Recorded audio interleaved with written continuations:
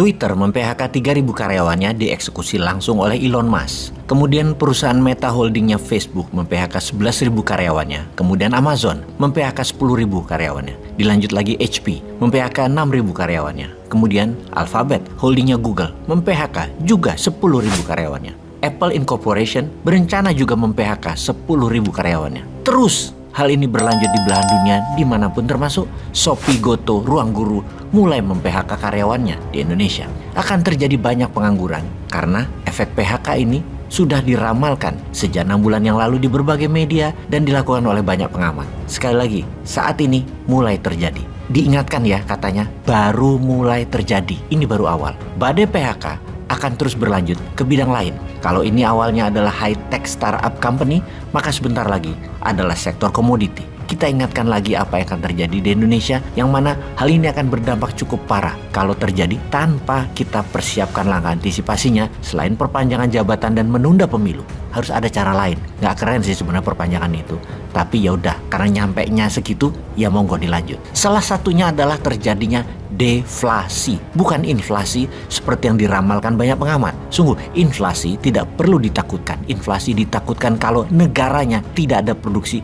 untuk pemenuhan kebutuhan dasar rumah tangga. Kunci yang penting adalah kata tidak ada produksi. Seperti sekarang kebanyakan impor, bergantung pada Tiongkok. Katakanlah misalnya ya, kalau kenapa kita tidak takut pada inflasi.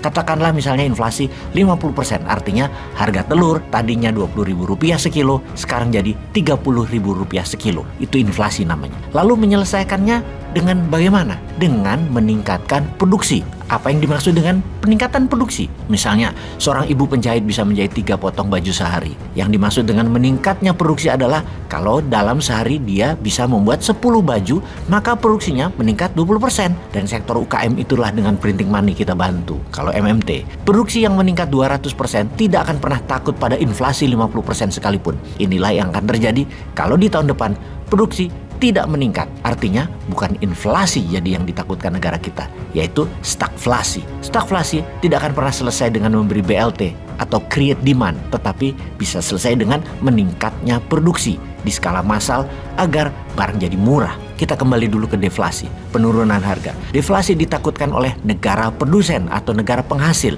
Indonesia akan inflasi di sektor retail dan kebutuhan harian, namun akan deflasi di sisi komoditi karena Indonesia produsen komoditi. Ini berbahaya sekali. Kita uraikan dulu agar terjadi kesepahaman di dalam melihat jumlah uang di Indonesia atau GDP nasional Indonesia dalam 1 tahun, yaitu sekitar 16.000 triliun rupiah.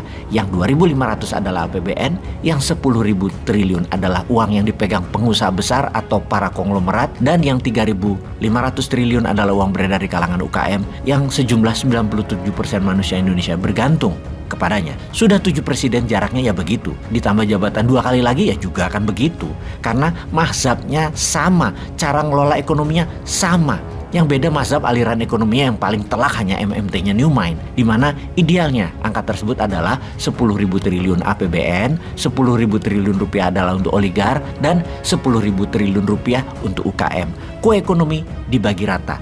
Asing hanya mitra dari oligar dan UKM yang sifatnya minoritas. Juga mereka asing tidak boleh masuk sektor hulu, smelting, hingga refinery sumber daya alam, apalagi mayoritas kepemilikan asing seperti yang selama ini terjadi. Jadi, kita masih akan menikmati hal ini selama 2 tahun ke depan, yaitu oligar, penguasa 10.000 triliun yang bergantung pada komunitas, kemudian batubara, nikel, CPO, kelapa sawit yang terbesar dari total ketiganya bisa mencapai 3.000 triliun per tahunnya. Juga hasil sumber daya alam lainnya.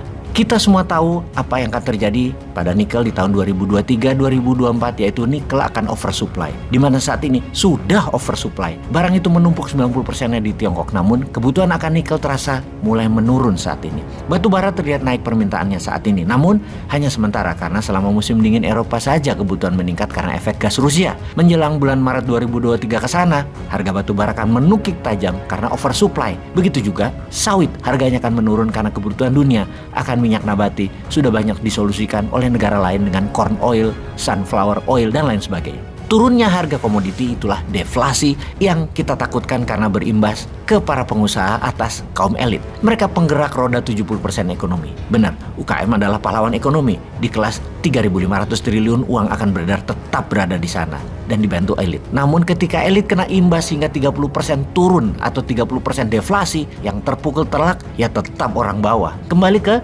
strategi PHK di perusahaan yang disebut di awal. Hal ini lebih dilakukan untuk mengurangi biaya tetap, reduce cost. Di musim dingin atau winter time, secara natural semakin besar pohon, maka semakin banyak daun yang dirontokkan. Mereka mengurangi biaya, mereka harus menghemat tenaga. Dan kalau posisi Anda daun, pastilah ditebang, pastilah dirontokkan. Kalau Anda batang atau cabang, apalagi akar perusahaan, Anda tidak akan dipotong. Tidak ada sinar matahari untuk fotosintesis yang membantu pertumbuhan pohon. Sedikit sekali cahaya sinar matahari tersebut setiap harinya di musim winter, paling lama hanya 6 jam. Maka perontokan daun adalah solusi untuk tumbuhan tetap hidup. Tahun 2023 dan tahun 2024 adalah winter panjang bagi ekonomi. Bukan cuaca yang dimaksud winter kali ini. Harga BBM sulit turun walaupun perang di Ukraina selesai. Minusnya negara Tiongkok bertumbuh di tahun 2022 ini. Yang mana Tiongkok adalah negara ekonomi terbesar di dunia.